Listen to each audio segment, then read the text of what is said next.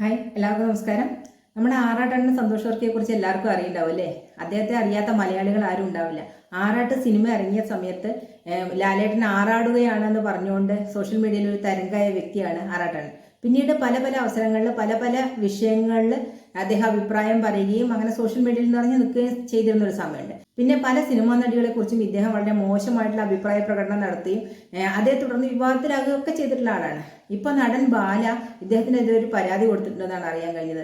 അതായത് സിനിമയിൽ അഭിനയിക്കുന്ന സ്ത്രീകളെ കുറിച്ച് വളരെയധികം മോശമായിട്ടുള്ള പരാമർശങ്ങൾ നടത്തുകയും അവരെ അപമാനിച്ചുകൊണ്ടുള്ള വീഡിയോ ചെയ്യുകയും ചെയ്യുന്നു എന്ന് പറഞ്ഞിട്ട് അത്ര ബാല പരാതി കൊടുത്തിരിക്കുന്നത്. അതിനെ തുടർന്ന് പോലീസ് ഇദ്ദേഹത്തെ വിളിപ്പിക്കുകയും ഇദ്ദേഹത്തെ വളരെ ശക്തമായി താക്കീത് ചെയ്യുകയും ചെയ്യുന്നതാണ് സോഷ്യൽ മീഡിയയിൽ അറിയാൻ കഴിഞ്ഞത്. അപ്പൊ അദ്ദേഹം പോലീസ് സ്റ്റേഷനിൽ ഇനി മേലാൽ ഒരു സ്ത്രീകളെ കുറിച്ചിട്ടും ഇതുപോലെ അപവാദം പറഞ്ഞുണ്ടാക്കില്ല എന്ന് പറഞ്ഞ് എഴുതി കൊടുത്തിട്ടാണ് പോകുന്നതെന്നാണ് അറിയാൻ കഴിഞ്ഞത്. അതെന്തായാലും നല്ല കാര്യം. ഇത് എത്രയോ മുൻപ് ചെയ്യേണ്ടതായിരുന്നു. നമുക്കറിയാം ഇദ്ദേഹത്തിന്റെ വീഡിയോ മുഴുവനും സ്ത്രീകളെ അപമാനിച്ചുകൊണ്ടുള്ള, പ്രത്യേകിച്ച് സിനിമാ മേഖലയിലുള്ള സ്ത്രീകളെ അപമാനിച്ചുകൊണ്ടാണ് മിക്ക വീഡിയോയും ചെയ്യുന്നത്. അത് പറയുന്നതിനൊന്നും ഒരു ലൈസൻസ് ഇല്ലാത്ത രീതിയിലാണ് പറയുന്നത്. ഓരോ ഘട്ടത്തിലും ഓരോരുത്തരെ ഇഷ്ടമാണ്, ഓരോരുത്തർക്ക് ജീവിതം കൊടുക്കാൻ തയ്യാറാണ്. നമുക്കറിയാം മമിത ബൈജു, പിന്നെ ഹണി റോസ്, മഞ്ജു വാര്യർ, ഇപ്പോൾ റീസെൻ്റ് ആയിട്ട് നമ്മുടെ നടി മീനയ്ക്ക് ഞാനൊരു ജീവിതം കൊടുക്കാൻ തയ്യാറാണ് പറയുന്നത്. ഇദ്ദേഹത്തിൻ്റെ വിചാരം എന്താ സ്ത്രീകളെ കുറിച്ചിട്ട്? ഇദ്ദേഹം ഒരു ജീവിതം കൊടുക്കാന്ന് പറയുമ്പോഴേക്കും ഓടിച്ചെല്ലുന്നുള്ളൊരു വിചാരമാണോ? എന്തും പറഞ്ഞ് റീച്ച് നിലനിർത്തുക എന്നുള്ളത് മാത്രമാണ് ഇദ്ദേഹത്തിൻ്റെ ഉദ്ദേശം. അതിന് പ്രധാന കാരണമായിട്ട് എനിക്ക് തോന്നുന്നത് നടി നിത്യാമേനോന്റെ കേസ് തന്നെയാണ്. ഇദ്ദേഹം കൂടുതലായിട്ട് പോപ്പുലർ ആയത് നടി നിത്യാമേനോന്റെ കേസിലൂടെയാണെന്ന് എനിക്ക് തോന്നിയിട്ടുണ്ട്.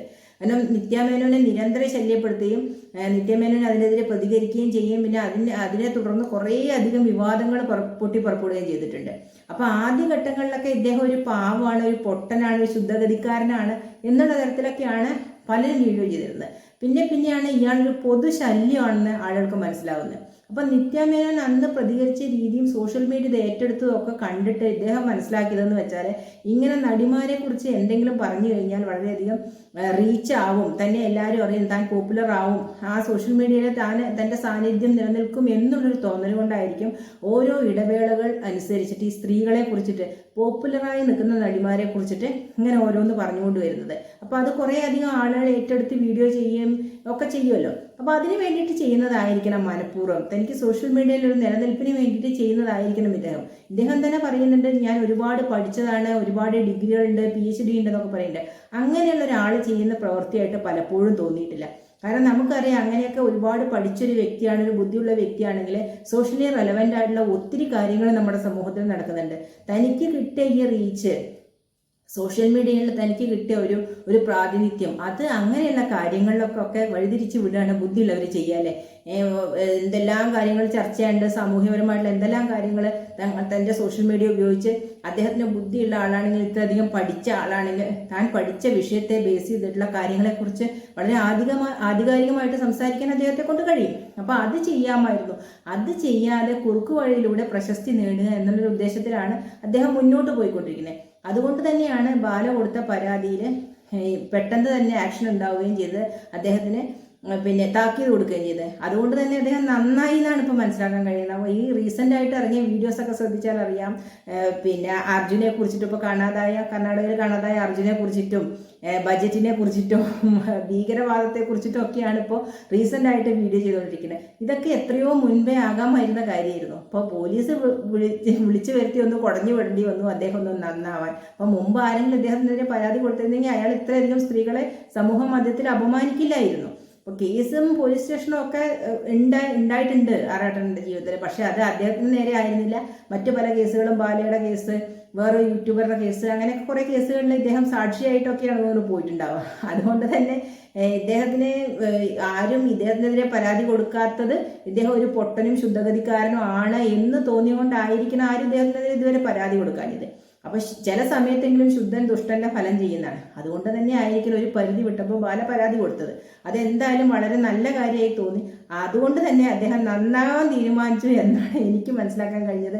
നന്നായാൽ അദ്ദേഹത്തിന് കൊള്ളാം.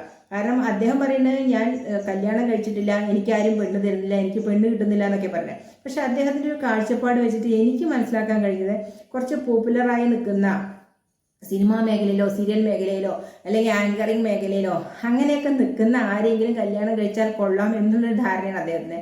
നമ്മളൊക്കെ ഒരു പെൺകുട്ടിയെ ആലോചിക്കുന്ന സമയത്ത് സ്വാഭാവികമായിട്ടും തനിക്ക് ചേരുന്ന ഒരു പെൺകുട്ടിയെ മാട്രിമോണിയൽ സൈറ്റിൽ നിന്നോ അല്ലെങ്കിൽ വേറെ ഏതെങ്കിലും വഴിയിലൂടെയൊക്കെ അന്വേഷിച്ച് കണ്ടുപിടിച്ച് കല്യാണം നടത്തുകയാണ് ചെയ്യുന്നത്. പക്ഷെ ഇദ്ദേഹത്തിൻ്റെ ഉദ്ദേശം എന്ന് പറഞ്ഞാൽ അങ്ങനെ തനിക്ക് ചേരുന്ന ഒരു വധുവിനെ അന്വേഷിച്ച് കണ്ടെത്തി കല്യാണം കഴിക്കുക എന്നുള്ളതല്ല. കുറച്ച് പോപ്പുലറായിട്ട് നിൽക്കുന്ന ആരെങ്കിലും കിട്ടുകയാണെങ്കിൽ ഞാൻ കല്യാണം കഴിക്കുക എന്നുള്ളൊരു ലൈനാണ് അദ്ദേഹത്തിന് എനിക്ക് അദ്ദേഹത്തിൻ്റെ വാക്കുകളിൽ നിന്ന് പലപ്പോഴും തോന്നിയിട്ടുണ്ട്. അല്ലാതെ കല്യാണം കഴിക്കണമെന്നോ നല്ല രീതിയിൽ ജീവിക്കണോ എന്നുള്ള ഒരു ഉദ്ദേശം അല്ല അദ്ദേഹത്തിന് കൂടുതലായിട്ടുള്ളത് എന്നാണ് തോന്നിയിട്ടില്ല. അതുകൊണ്ട് തന്നെയാണ് ഇങ്ങനെയുള്ള അബദ്ധങ്ങളൊക്കെ ചെയ്യുന്നത്. അപ്പോൾ അതുകൊണ്ട് അദ്ദേഹം ഏതെങ്കിലും ഒരു തനിക്ക് ചേരുന്ന ഒരു പെൺകുട്ടിയെ കല്യാണം കഴിച്ച് മര്യാദയ്ക്ക് കുടുംബമായിട്ട് കഴിയുകയാണെങ്കിൽ വലിയ കുഴപ്പമുണ്ടാവില്ല. ഇതുപോലെ കണ്ട നടിമാരെയൊക്കെ അവിടെ ഇവിടെ ചെന്ന് ഓരോന്ന് പറയുകയും അവരുടെ അവയവത്തെക്കുറിച്ചൊക്കെ വർണ്ണന നടത്തുകയും അവർക്ക് ജീവിതം കൊടുക്കാമെന്ന് പറഞ്ഞ് വീഡിയോ ചെയ്യുകയൊക്കെ ചെയ്യുന്നത് വളരെ മോശമായിട്ടുള്ള കാര്യമാണ്. അത് തിരിച്ചറിഞ്ഞ് നന്നായിട്ടുണ്ടെന്ന് തന്നെയാണ്. ഇങ്ങനെയുള്ള ആൾക്കാരൊന്നും അത്ര പെട്ടെന്ന് നന്നാവുമൊന്നുമില്ല. അവർ ആ പഠിച്ചതേ പാടുള്ളൂ എന്നുള്ള ഒരു റൂട്ടുള്ള ആൾക്കാരാണ്. അപ്പം അതുകൊണ്ട് തന്നെ തൽക്കാലത്തേക്ക് വേറെ വിഷയങ്ങളൊക്കെ വീഡിയോ ചെയ്യുന്നുണ്ടെങ്കിലും കുറച്ച് കഴിയുമ്പോൾ വീണ്ടും പഴയ ലൈനിലേക്ക് വരാനുള്ള സാധ്യത കൂടുതലാണ്. കാരണം തനിക്ക് സോഷ്യൽ മീഡിയയിലുള്ള ആ ഒരു റീച്ച് പ്രാതിനിധ്യം കുറയുകയാണെന്ന് കാണുമ്പോൾ ഏതെങ്കിലും ഒരു നടിയെ കുറ്റം പറഞ്ഞുകൊണ്ട് വീണ്ടും വരാനുള്ള സാധ്യത തള്ളിക്കളയാൻ കഴിയില്ല. എന്തായാലും നന്നായാൽ ആറാട്ടണ്ണന് തന്നെ നല്ലത്. അല്ലെങ്കിൽ ഏതെങ്കിലും ഒരുത്തൻ്റെ കൈ കൊണ്ട് തീരും അവസാനം ആറാട്ടണ്ണൻ. കാരണം പോലീസ് കേസ് പോലെ ആവില്ല. വല്ല സ്ത്രീകളെ കുറിച്ചൊക്കെ എന്തെങ്കിലും പറഞ്ഞാൽ അവരെ വീട്ടിലുള്ള ആൾക്കാർ വന്ന് ചിലപ്പോൾ എടുത്തിട്ടിടിച്ച് ശരിയാക്കും. അപ്പോൾ അതുകൊണ്ട് തന്നെ ഇപ്പോൾ പോലീസിൽ നിന്ന് കിട്ടിയ താക്കീത് മുഖവിലക്കെടുത്ത് നല്ല രീതിയിൽ മുന്നോട്ട് പോയ ആറാട്ടണ്ണന് തന്നെ നല്ല